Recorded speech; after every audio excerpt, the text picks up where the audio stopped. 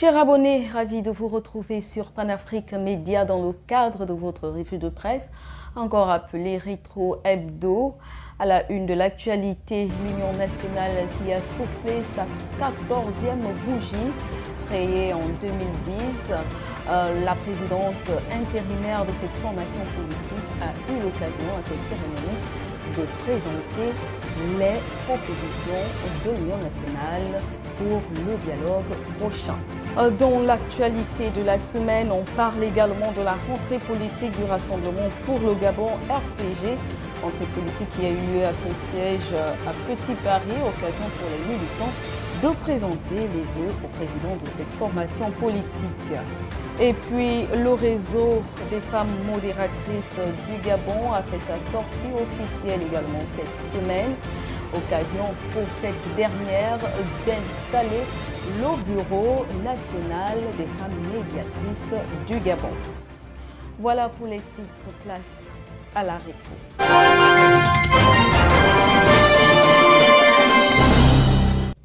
Dans le 6e arrondissement de Libreville, la réhabilitation de la passerelle chantier moderne Koweït est en voie de finition, un chantier exécuté par l'ONG Tous Ensemble pour l'égalité des chances. Je ne vous en dis pas plus, voyons les détails avec Lorraine Biyingue.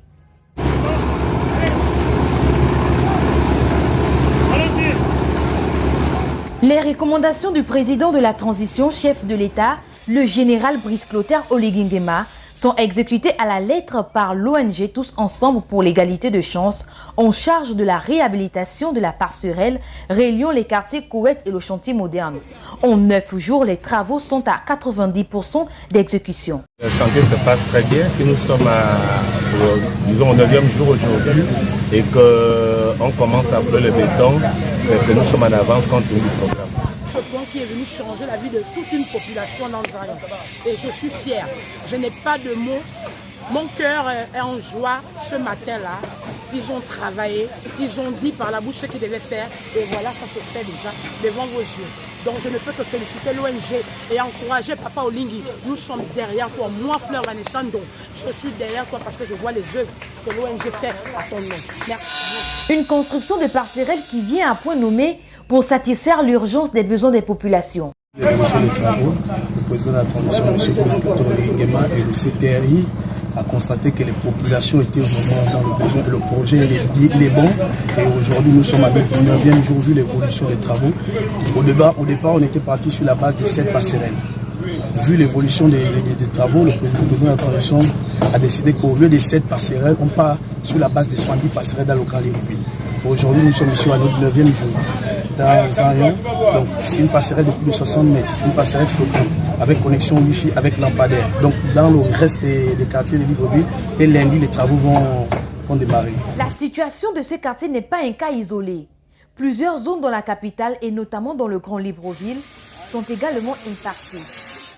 Toujours dans le 6e arrondissement de Libreville, à l'instar des travaux de réhabilitation de la passerelle chantier moderne Koweït, les populations de cette partie de la capitale traversent d'énormes difficultés. Plusieurs manquements ont été relevés, les conditions de vie sont déplorables. En tout cas, c'est ce que nous fait dire Lorraine Biyingue qui a fait le constat. L'eau étant un liquide important dans la vie quotidienne de l'humanité, mais ici, c'est une denrée rare, disons même inexistante. Si ce n'est pas ce puits non entretenu qui permet les populations vivant à cheval entre le Koweït et le chantier moderne d'effectuer leurs travaux ménagers. Vous vous rendez compte que depuis des années, cette route-là, la SCG a mis des compteurs. Il y a des tuyaux de la SCG qui passent sous terre ici. Mais nous n'avons pas d'eau. Il y a même des compteurs d'eau qui sont déjà enterrés. C'est pour dire l'érosion de boue, les herbes ont déjà enterré les compteurs d'eau. Il n'y a pas l'eau, il n'y a pas de courant. Ici, quand il est 18 ans, on est dans le noir, je ne sais pas si les gens existent ici. Et on boit de l'eau du puits. Je donne l'eau à tout le monde ici. C'est mon père, père à son âme qui est décédé, qui a creusé ce puits-là. Et ce puits, on prépare avec, on boit pour certaines personnes qui mettent encore la javel dans leur maison, le bout de javel dans le bidon. Mais ça nous donne des maladies. Ça nous donne la gale. Problème d'eau, d'électricité, de routes, braquage et inondations. Des conditions de vie inexplicables que vivent ces populations qui ne savent plus à quel sens se vouer. Peut-être qu'elles se sont trompées de planète, sinon de pays. Comment tout va nous entourer? Est-ce qu'on est maudit ici?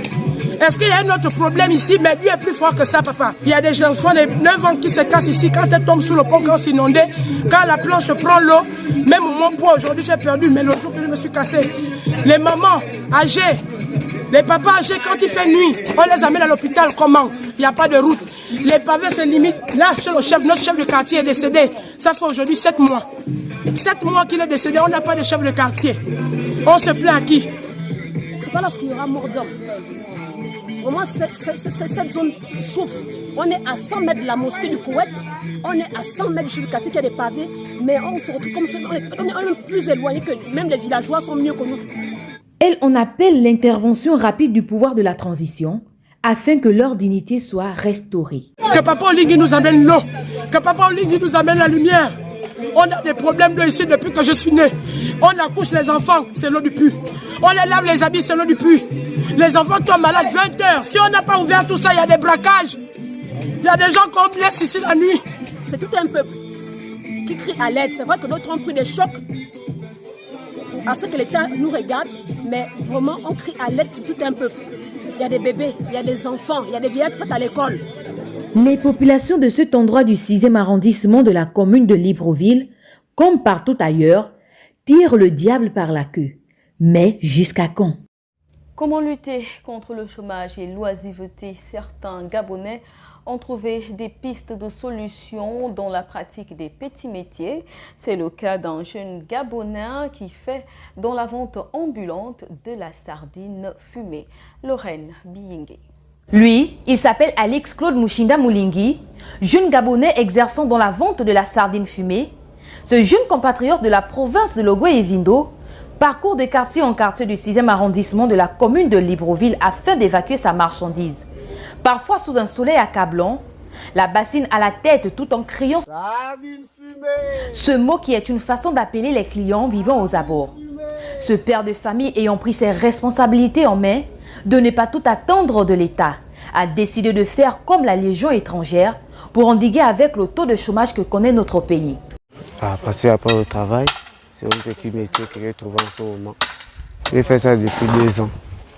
Partout dans les cascades, j'ai eu mes petits 60 000, j'ai lancé l'activité.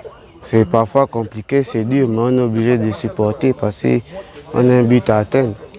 Donc c'est ça, c'est la volonté, l'amour du travail. Cette activité génératrice de revenus lui permet de joindre les deux bouts. C'est 100% des bénéfices. Si je prie pour 50 000, je gagne 50 000 de bénéfices. Mais ça ne finit pas en un jour, c'est un jour en jour. Je m'en sors quand même, j'ai réussi à payer la maison, j'ai réussi à nourrir les enfants et m'occuper un peu de madame. Oui, tout, c'est tranquille. Les voisins, ils témoignent, ils connaissent. Ce que je peux leur dire, c'est que bon, ça ne sert à rien, quoi. C'est la prison ou bien la mort. Moi-même, j'ai fait ça, j'ai vu que ça n'aboutit à rien. J'ai aidé les enfants et la famille à la maison. À l'heure actuelle où le chômage fait rage au Gabon, chaque personne devrait se battre pour enfin être autonome. Car c'est aussi ça poser sa pierre à l'édifice au développement de notre pays, le Gabon. Le réseau national des femmes médiatrices de paix au Gabon a fait sa sortie officielle ce week-end.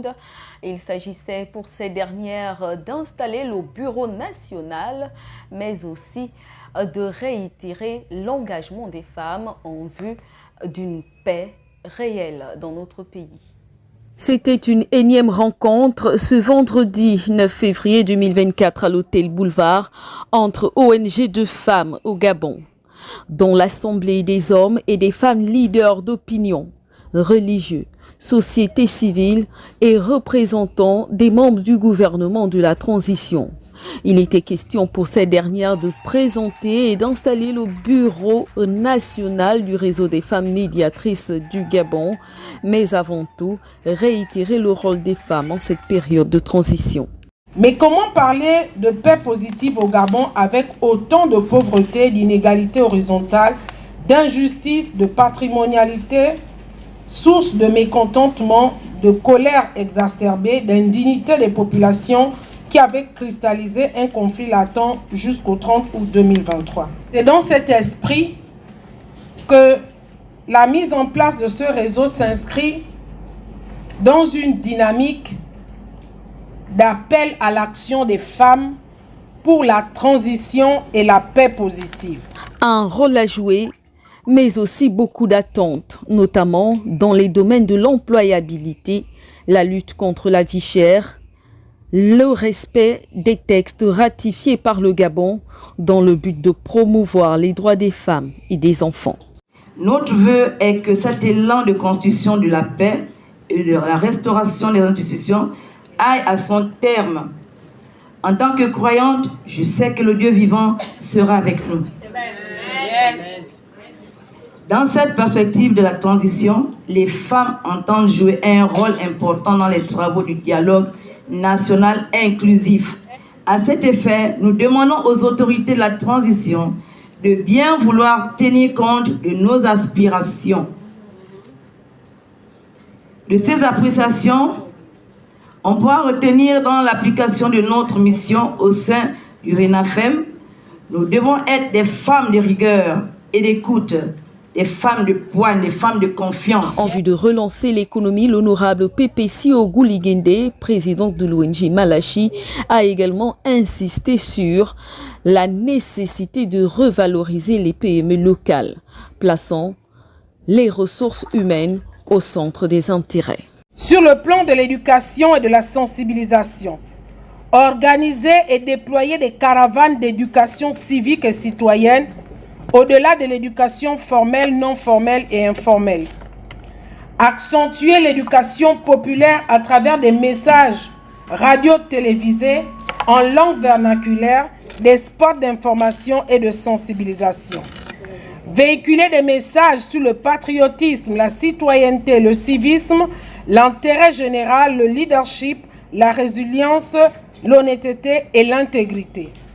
Sur le plan social, la mise en place des filets sociaux pour lutter contre la faim, soutenir les familles monoparentales et les familles nombreuses. La cérémonie du jour s'est achevée par l'installation des membres du Bureau national du réseau des femmes médiatrices du Gabon et présenter les objectifs et les missions de cette plateforme du paix.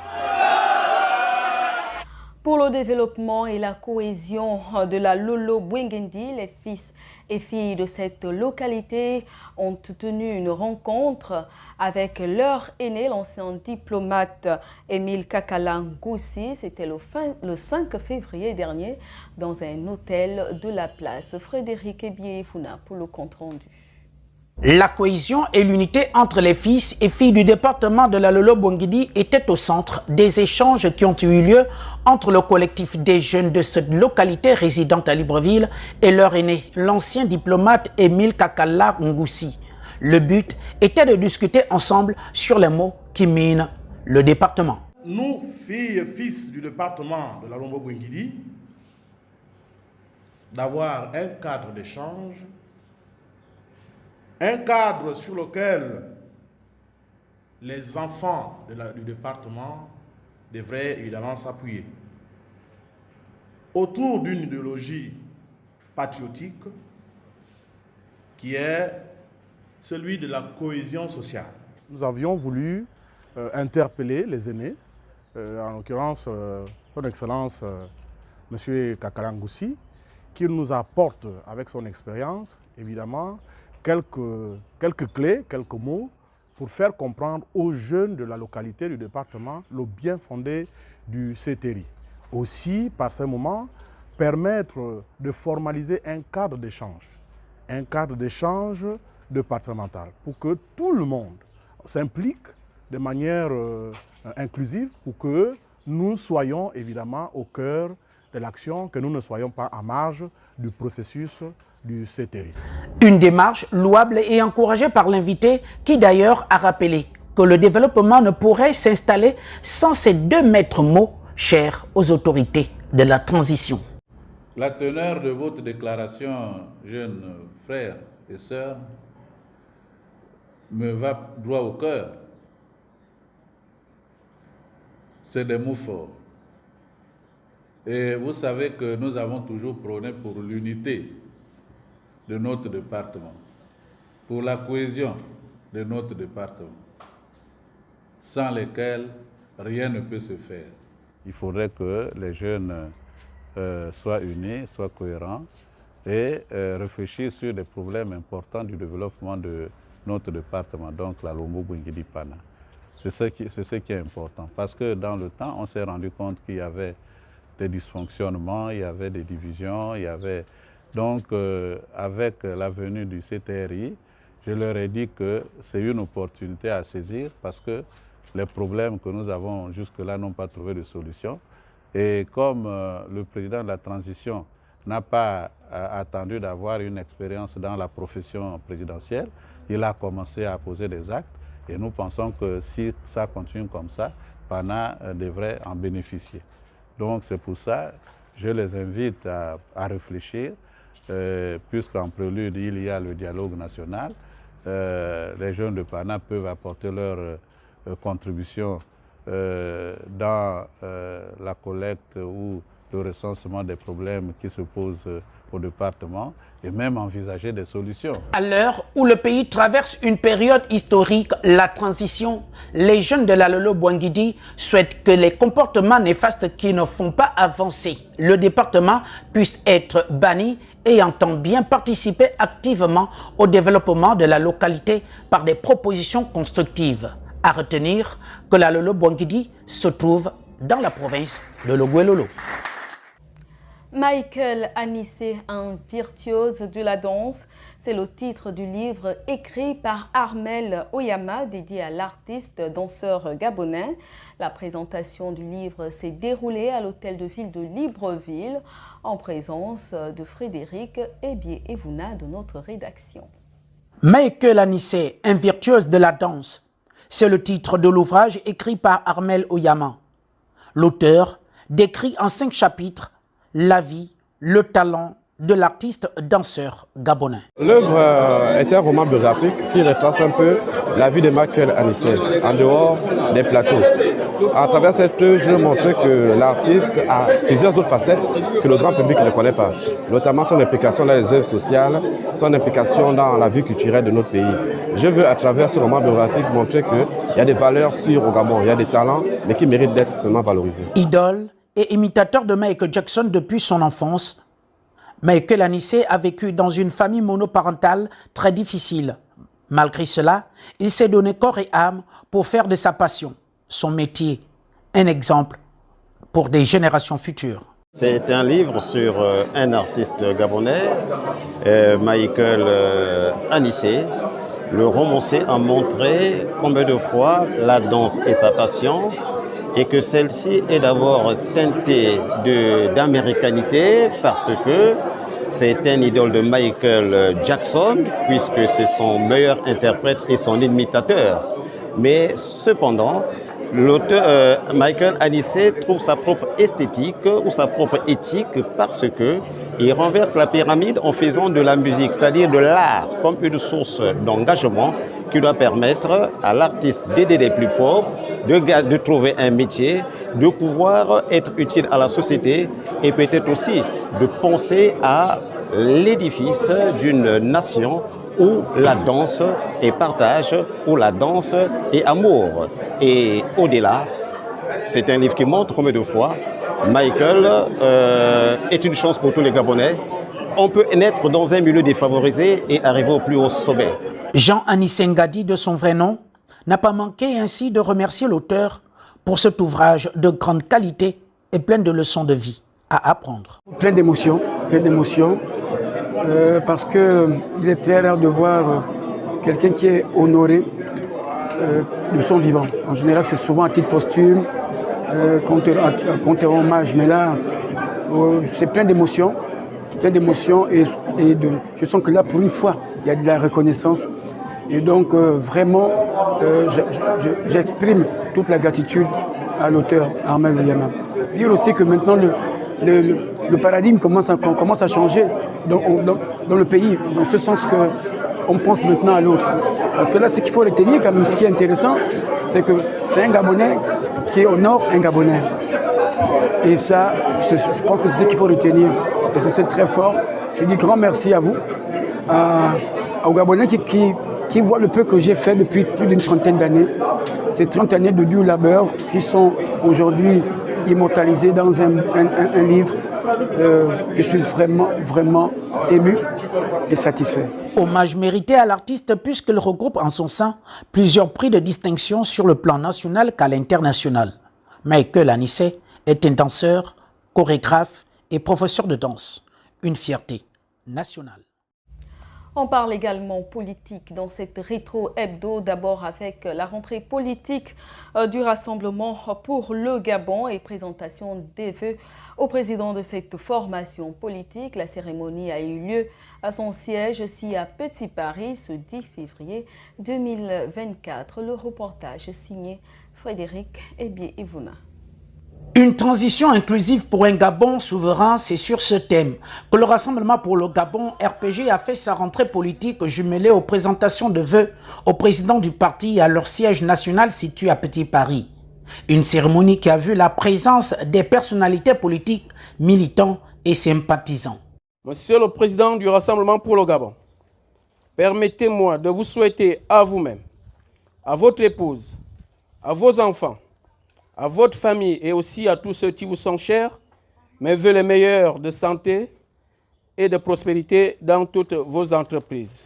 L'année 2023 au Gabon restera une année de référence car elle a été marquée par un changement d'homme à la tête du pays grâce au courage des forces de défense et de sécurité regroupées au sein du comité de transition de la restauration des institutions, le CRTI. On a fait du chemin, on a reçu des coups, mais malgré les hauts et les bas que nous avons traversés, nous tenons toujours le bon bout. Que cette année 2024, marquée sous le sceau de la transition, vous apporte de l'énergie nécessaire pour continuer à œuvrer pour le changement dans notre pays, dont vous êtes l'un des fervents militants. Dans un discours limpide, le président du parti, Laurent Angamezui, le thème de la dite cérémonie est une invite pour tous les Gabonais de penser à la reconstruction de notre pays, le Gabon. C'est une invite qui s'adresse à tout le monde afin que nous repensions une nouvelle architecture constitutionnelle, institutionnelle, économique, monétaire, sociale, voire culturelle de notre pays, le Gabon. Autrement dit, nous devons reprendre avec force et intensité nos différentes activités politiques après un long intermède dont chacun de nous connaît la raison. Pour une transition bien réussie, qui refonde complètement l'État à partir de ses aspects fondamentaux, voici ce que propose le RPG. Premier dossier. Les réformes constitutionnelles, institutionnelles et politiques et leurs sous-thèmes subséquents. Deuxième dossier, les réformes électorales, le redécoupage des circonscriptions politiques, la rédaction du nouveau code électoral, le recensement général de la population et leurs sous-thèmes subséquents. Le troisième dossier doit s'occuper des urgences sociales et économiques des Gabonais. Parmi ces urgences, nous avons entre autres les questions d'éducation, de santé, d'emploi et de la sécurité qui présentent aujourd'hui les signes les plus visibles de la pauvreté de notre pays. Il faut ajouter à ce dossier la création et de la mise en place d'une commission nationale. Dialogue, vérité, réconciliation et réparation pour un Gabon nouveau. Notons que le RPG a été créé par Paul Mba Abesolo. Et l'Union nationale qui a soufflé sa 14e bougie ce samedi 10 février 2024 à son siège, créé en 2010 au sortir de la crise post-électorale. Occasion a également été donnée à cette formation politique de rendre publiques les propositions qu'elle fera pour le prochain dialogue national prévu pour avril prochain. Célébration du 14e anniversaire de l'Union nationale. Né le 10 février 2010, au sortir de la crise post-électorale de 2009. Occasion pour la présidente intérimaire de cette formation politique de revenir sur les grandes lignes de l'histoire du parti. Au moment où notre parti, l'Union nationale, souffle sa 14e bougie, dans un contexte politique marqué par la transition politique mise en place suite au coup d'État militaire du 30 août 2023, il est important de rappeler les principales étapes de son parcours, édifier les plus jeunes sur le contexte politique qu'il a sécrété, les difficultés rencontrées et les entraves dressées sur son chemin. Combattu à l'extérieur par le pouvoir établi et par tous ceux qui considèrent la politique comme une affaire de famille, d'ethnie et de province, ou encore comme une entreprise de captation financière, l'Union nationale a été aussi minée de l'intérieur par des luttes intestines, souvent attisées par des interférences exogènes. Un des moments forts de cette cérémonie au siège de l'Union nationale ce samedi, les propositions du parti au prochain dialogue rendues publiques, axées essentiellement sur la reconstitution des institutions, des propositions soumises à l'appréciation des militants et des différents leaders. Restaurer les institutions, c'est d'abord reposer les fondements d'un État moderne. Pour cela, il faut que la Constitution, qui est le socle de notre édifice institutionnel, soit stabilisée. Cette stabilisation doit être suivie d'un aménagement du statut du président de la République et une diminution de ses pouvoirs. Ainsi, il devra être élu au suffrage universel direct dans un scrutin à 2 tours pour un mandat de 7 ans renouvelable une seule fois. Il ne devra pas être militant d'un parti politique. Nous préconisons de maintenir le bicaméralisme afin que le Sénat continue à assurer le rôle d'institution de stabilisation en n'étant pas susceptible de dissolution. Les parlementaires devraient tous être élus. Parmi les propositions, certaines ont particulièrement retenu l'attention de l'Assemblée. Le pouvoir du président de la République est clairement délimité. La mutation de la Cour constitutionnelle en Conseil constitutionnel, son rôle et les critères d'éligibilité des juges constitutionnels sont clairement détaillés. En optant pour un régime semi-présidentiel auquel nos compatriotes semblent attachés, les attributions du président de la République devront être redéfinies en regard de la séparation des pouvoirs. Il s'agirait, d'une part, de respecter le principe de l'égalité devant la loi et permettre la destitution du président de la République. D'autre part, de garantir la stabilité des institutions et l'inviolabilité de la fonction. À cet effet, le président de la République ne serait plus le garant de l'indépendance de la justice. En conséquence, il ne serait plus président du Conseil supérieur de la magistrature. Ce sont des débats houleux qui se sont tenus ici, prouvant ainsi l'ambiance qui pourrait régner lors de la tenue de ce dialogue national prévu pour avril prochain. Mais une question demeure. Quel sera le format de cet énième rendez-vous national? Voilà qui vient mettre un terme à cette rétro hebdo. Mais avant de vous quitter, voici le rappel des titres. L'Union nationale qui a soufflé sa 14e bougie, créée en 2010. La présidente intérimaire de cette formation politique a eu l'occasion à cette cérémonie de présenter les propositions de l'Union nationale pour le dialogue prochain. Dans l'actualité de la semaine, on parle également de la rentrée politique du Rassemblement pour le Gabon RPG, rentrée politique qui a eu lieu à son siège à Petit Paris, occasion pour les militants de présenter les vœux au président de cette formation politique. Et puis, le réseau des femmes modératrices du Gabon a fait sa sortie officielle également cette semaine. Occasion pour cette dernière d'installer le Bureau national des femmes médiatrices du Gabon. Merci d'avoir renouvelé votre confiance à Panafrique Média. L'actualité continue sur toutes nos plateformes et surtout, restez connectés.